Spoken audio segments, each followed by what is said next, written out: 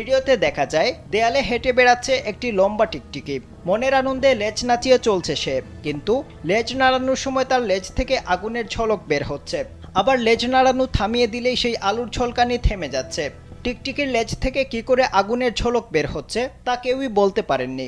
যখন ওই টিকটিকির লেজ থেকে আগুন বের হচ্ছিল, তখন আরও একটি টিকটিকি উপরের দিকে উঠছিল, কিন্তু ওই টিকটিকির কাণ্ড কারখানা দেখে ভয়ে সেখান থেকে পালিয়ে যায় সে। ভিডিও দেখে মিশ্র প্রতিক্রিয়া জানিয়েছেন নেটিজেনরা।